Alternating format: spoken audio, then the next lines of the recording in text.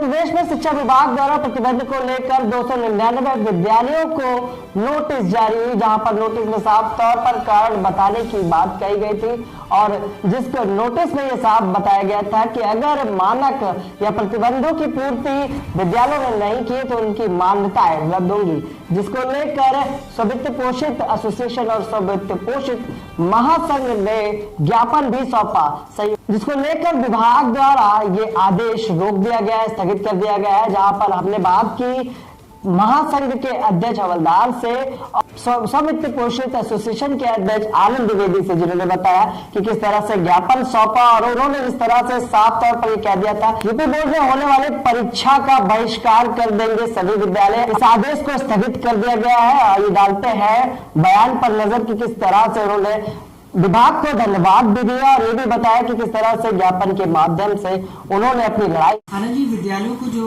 299 विद्यालयों को नोटिस जारी हुई थी, जिस पर आप लोगों ने ज्ञापन भी सौंपा, ज्ञापन में किस तरह का चीजें रही, जो संयुक्त निदेशक रहे उनसे किस तरह की वार्ता रही, संतोषजनक वार्ता रही और जो विद्यालयों के प्रबंधन को लेकर बड़ी बात कही गई थी, इसके लिए किस तरह की वार्ता है?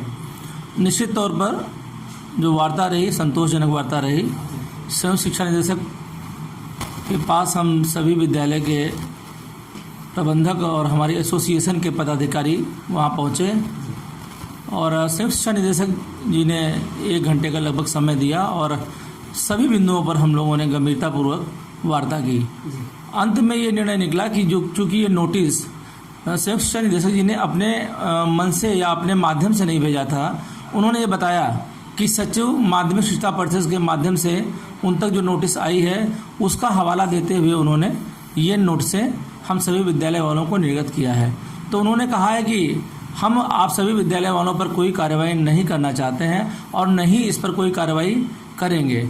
उन्होंने कहा है कि आप जो लोग जिनको मानक पूरे हैं विद्यालय के, वो मानक जैसे प्रबंध समिति के अंगीकार का एक वो होता है, तो वो अंगीकार का प्रावधान एक एफिडेविट पे देना होता है, वो दे दें, या जो कमियां हैं जैसे जिन्हें कक्ष बनवा लिए हैं तो वो ये पत्र में लिख दें कि हमने कक्षों का निर्माण करा लिया है, या जिनको विद्यालय की जमीन नहीं है तो वो लिख दें कि हमारे विद्यालय की जमीन विद्यालय के नाम नहीं है और वो आगे आने वाले दिनों में करा लिया जाएगा। उन्होंने कहा कि कार्रवाई कोई नहीं होगी, इसी पत्र को हम आधार बनाते हुए आगे फॉरवर्ड कर देंगे और उन्होंने हर संभव मदद करने का आश्वासन दिया और उन्होंने कहा कि विद्यालय जो 9-4 के अंतर्गत मान्यता प्राप्त हैं वो एक बड़ी संख्या में बच्चों को शिक्षित करने का कार्य कर रहे हैं, तो ऐसी कोई कार्रवाई उन पर नहीं की जाएगी।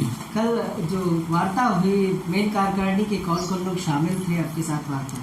हमारे साथ में हमारे महासचिव के रूप में रितेश श्रीवास्तव जी मौजूद रहे, उपाध्यक्ष के तौर पे रामशंकर राजपूत जी मौजूद रहे, शशांक सिंह जी मौजूद रहे और हमारे बहुत सहयोगी आलोक पांडे जी, श्रीमती मिथिलेश ओझा जी, यही सभी लोग जो है प्रमुख रूप से पदाधिकारी के रूप में हमारे साथ मौजूद रहे। मतलब ये माना जा सकता है कि छात्रों के भविष्य का को ध्यान में रखते हुए फैसला लिया गया, छात्रों के भविष्य को भी ध्यान में रखते हुए लिया गया और संयुक्त शिक्षा निदेशक जी को अपनी गलती का एहसास इसलिए हुआ जब उनके संज्ञान में ये बात आई कि पूर्व में भी कई बार ये नोटिसें निर्गत हो चुकी हैं और इसका जवाब दिया जा चुका है, तो उन्होंने इस बात के लिए भी खेद व्यक्त किया कि हमारे कार्यालय द्वारा यदि जिला विद्यालय निरीक्षक के माध्यम से भी उस समय के कर्मचारियों द्वारा यदि ऐसी त्रुटि हुई है कि यदि हम लोगों ने वहां पर भेजा हुआ है पत्र और उसको उन्होंने आगे फॉरवर्ड नहीं किया है तो उन पर भी कार्रवाई की जाएगी। हम लोगों को ऐसा उन्होंने आश्वासन दिया। मतलब विभाग की लापरवाही पे विभाग की कहा कि कार्रवाई हो, विभाग की लापरवाही पर चिंता व्यक्त करते हुए, खेद व्यक्त करते हुए कि आप सभी लोग ने जो पहले दिया हुआ है केवल उसकी कॉपी हमको फोटो छाया प्रति लगा के भेजें, मैं उसको ही फॉरवर्ड कर दूंगा और उस समय वर्तमान समय में जो भी कर्मचारी या जो भी वहां पर जिला विद्यालय निरीक्षक रहे होंगे उनकी जवाबदेही तय करते हुए उन पर कार्रवाई सुनिश्चित की जाएगी। ठीक है। ये जो शिक्षा विभाग द्वारा एक नोटिस जारी की गई है कि प्रतिबंध नहीं पूरे किए गए हैं विद्यालय, जितने 299 विद्यालयों को एक नोटिस जारी किया गया, एक फरमान जारी किया गया कि उनकी मान्यताएं रद्द होगी और खासकर इस समय जिस समय बच्चों के भविष्य के लिए एक बेहतर अवसर है, उनका परीक्षा है, तो क्या कहना चाहेंगे? इसके लिए आपने पत्र भी लिखा, अपने परिचय के साथ बताया सर। हवलदार सिंह यादव, प्रदेश अध्यक्ष स्ववित्त पोषित विद्यालय प्रबंधक महासंघ। जी। हमारा ये कहना है कि सरकार की ये सोची समझी साजिश है। हम वित्तहीन विद्यालयों को बंद कराने की साजिश सरकार द्वारा की जा रही है। इसमें जितनी भी मान्यताएं हैं, ज़्यादातर मान्यताएं बीजेपी सरकार के कार्यकाल में ही दी गई हैं। बिल्कुल। और वही सरकार अब इन मान्यताओं को अवैध करने जा रही है। जी। ये मान्यताएं 97-98 से 2000 तक दी गई हैं। 23-24 साल हो गया इन विद्यालयों को संचालित होते हुए। आज तक सरकारियों ने किसी भी विद्यालय की तरफ उंगली नहीं उठाई।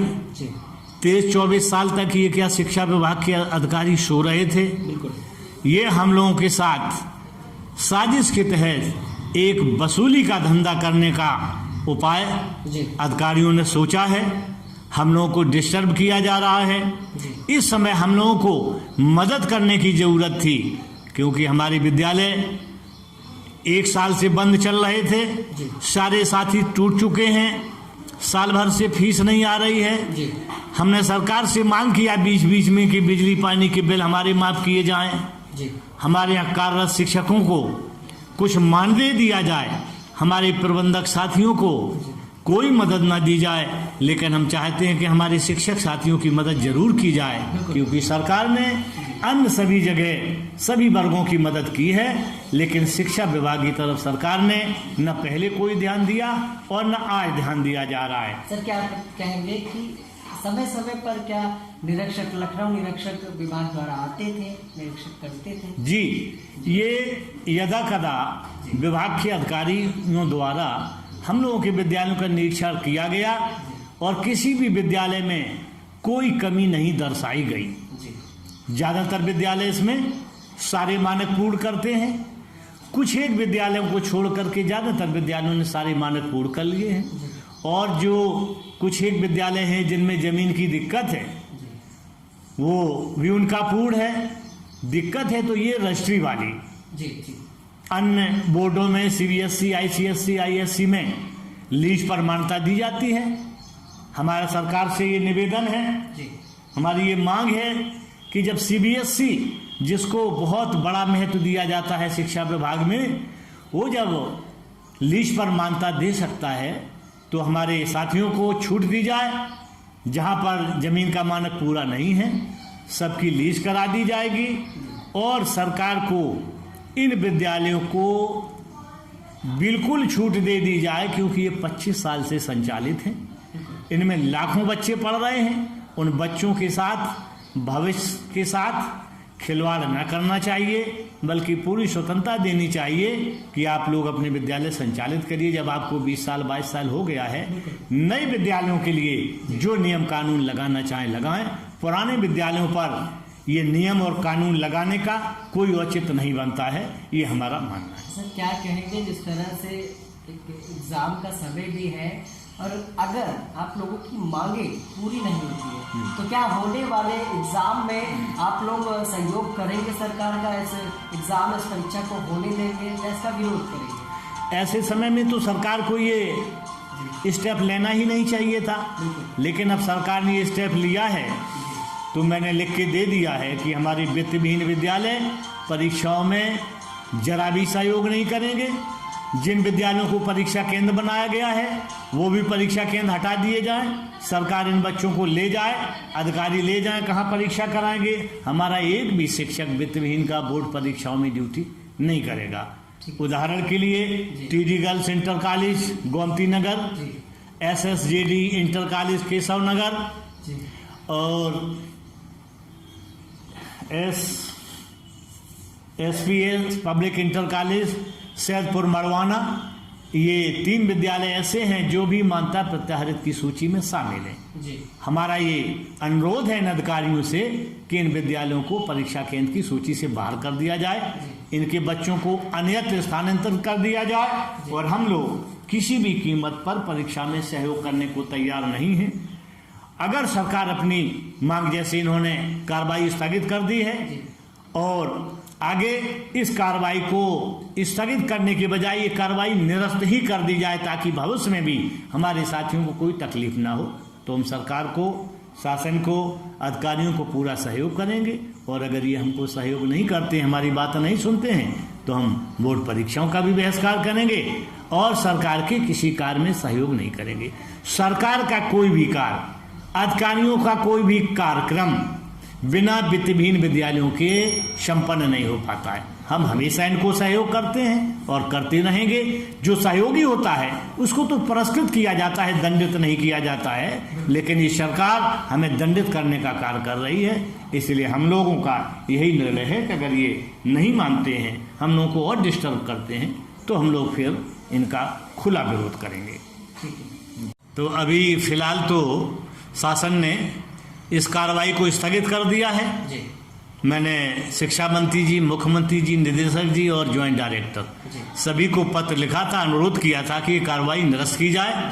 उन्होंने फिलहाल ये कार्रवाई स्थगित कर दी है। इसके लिए मैं शासन और प्रशासन को धन्यवाद देना चाहता हूँ और पुनः निवेदन करना चाहता हूँ कि स्थगित तो किया है, ये बहुत अच्छी बात, उनको बहुत बहुत बधाई, धन्यवाद, लेकिन आगे इस कार्रवाई को निरस्त कर दिया जाए। कोई भी परेशानी हमारे साथियों को न दी जाए, बल्कि आने वाले विद्यालय में जो नए विद्यालय उन पर सारे मानक तय कर लिए जाए और ये नए नियम कानून उन्हीं विद्यालयों के ऊपर लगाए जाए।